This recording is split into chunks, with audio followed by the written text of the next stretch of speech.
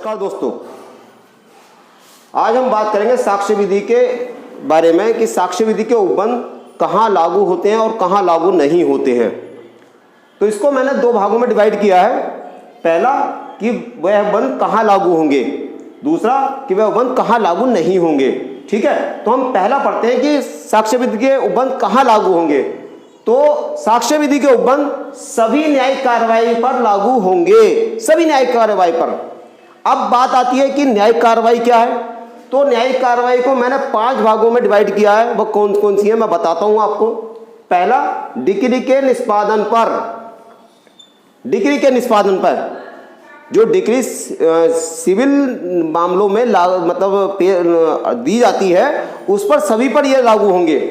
दूसरा, सीआरपीसी के अधीन भरण पोषण की कार्रवाई पर, जो भरण पोषण की कार्रवाई का आदेश दिया जाता है कोर्ट के द्वारा, तो उस पर भी सीआरपीसी के ये उपबंध लागू होंगे। तीसरा, सीआरपीसी की धारा 97, 145, 340 के अधीन जहां जांच की जा रही है वहां पर भी इसके उपबंध लागू होंगे।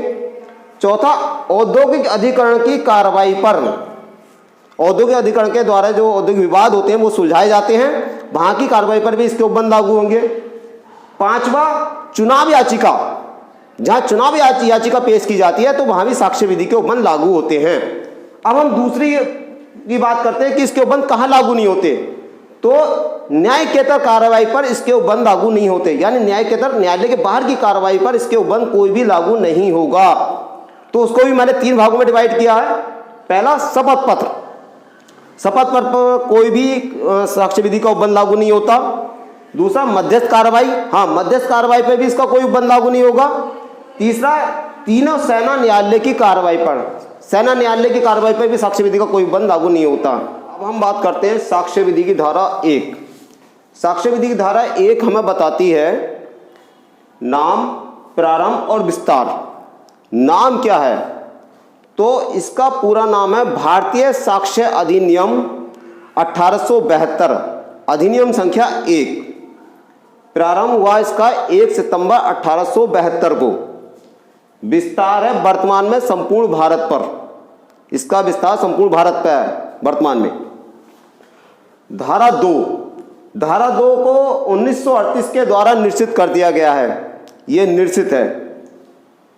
धारा 3 जो परिभाषाओं के बारे में बताती है, जिनकी संख्या 10 है, इसे मैंने याद रखने की दृष्टि से 2 भागों में डिवाइड कर दिया है। 5 इधर ले लिए, 5 इधर ले लिए।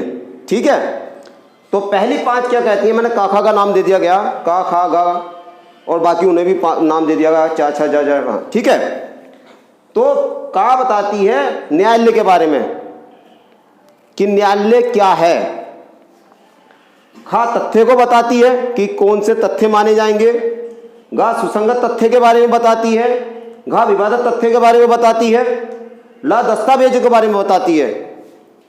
चा साक्ष्य, छा साबित, जा साबित ना साबित, झा साबित नहीं हुआ, और उहाँ बताती है भारत।